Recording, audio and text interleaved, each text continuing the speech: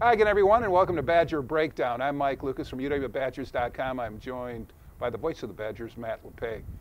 Wisconsin getting a rare bye week, now retooling for what could be a grind, not necessarily starting on Saturday, but you look at the remaining schedule, there are going to be some really tough road games left. Yeah, it was really interesting listening to Brett after the Nebraska game. You know, this team is rolling, playing awfully well. You think, just keep going. But he said it was really important to have that bye. And the players were saying the same thing. You know, after training camp and the first 5 games, even though they were all lopsided wins for Wisconsin, you get some bumps and bruises. And as you said, with what's ahead here, with the 7 straight weeks and hopefully beyond that, but with the road games coming up, not to mention an Indiana team that probably has a point to prove, but knowing what's ahead on the road, that having a couple of days just to step away from the game, get some rest, probably was a good thing. Well, it didn't sound like anyone was really concerned about losing momentum, more so getting people healthy or close to 100% at this time of the year. I'm not sure anyone is playing at the top level. Yeah, you're right. As close to 100% as you can get. And it was a good time, 2 fronts. One, and you always hear this with bye weeks, some guys who need a break, take a break. Some guys who maybe are trying to make an impression for this year and maybe even down the road. This is their opportunity in the bye week.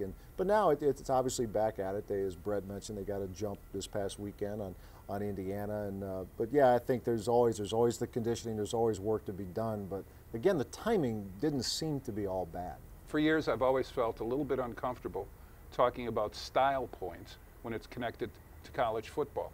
However, since the advent of the BCS, that does come into play. And especially this year, with where the Badgers are ranked, they are projected to be maybe 6th in the first BCS rankings that will be released on Sunday. Do you get the style points? I think we all understand it, but don't always like it. Not real comfortable with it, but it's a fact of life. And you know, the way Wisconsin has won these first 5 games doesn't hurt.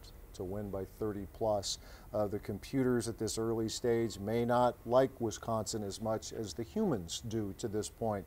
I think generally, Mike, and I think you would agree, we've talked about this in the past, most of the time all this stuff works itself out. It does. But even last year with the Badgers, the style points we thought could matter, and it did, I think, to an extent, because there was a 3-way tie for the championship.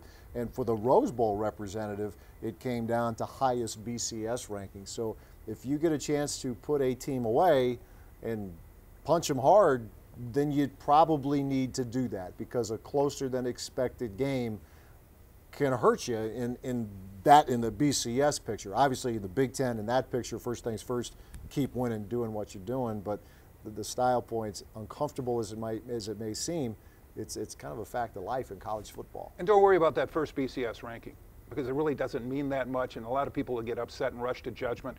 Don't agonize over it, because a lot of things will change between that time that comes out and the final ranking, which is by far the most important thing. Hard as it might be to do, just enjoy it, because it could turn on a dime. We've seen it happen. I mean, last year with Boise State, it's the great debate, which could very well be unfolding again this year. Can a Boise State play in the BCS title game? And then Boise State loses to a team that no one really thought it would lose to. And you look at the teams in this mix, as long as you are one of the teams in the mix, enjoy it, because it can change very suddenly. I don't think it's any secret Indiana is going through yet another transition in football. And it hadn't been pretty, let's be honest.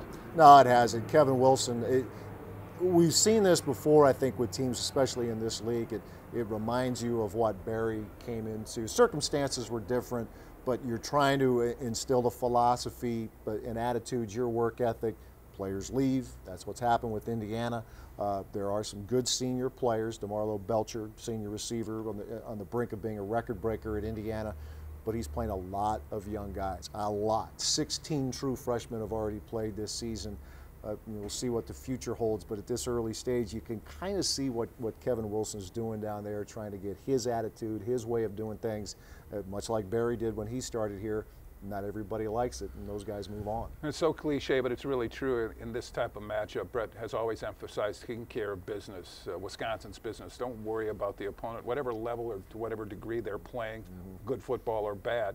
You have to manage your game, especially now where everything matters, and we already went over why it matters. Don't you get the idea, and Brett has used the term too, coaches are humblers? And I think there are certain times where kind of enjoy that role. I mean, you can look. Everybody on this team is getting a pat on the back right now, and they're 5-0. They've played very well. They've won. They've looked good doing it.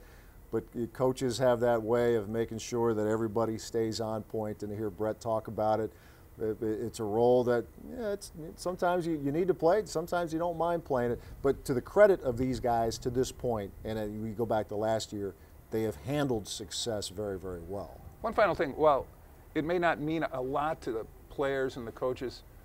Homecoming is important to a lot of people, is it not? People said this last year, and I guess we have to check with the ticket office folks to get a final count, but I just remember last summer, with all the hype about the Ohio State game, it was still harder for people to get a ticket to the homecoming game than it was to the Ohio State game. Now this year with Nebraska, with all their fans, it may be a little different story, but yeah, the players are in the moment, coaches are in the moment. How do you get better? How do you win the game? But I mean, let's face it, it's called homecoming for a reason. And fans who can maybe, alums who could get back for one game, this is many times that game, because it's about the game, but it's about everything that goes about being a college student too. Enjoy the event, enjoy the weekend. For Matt Lepay, I'm Mike Lucas. Thanks for watching Badger Breakdown on UWBadgers.com.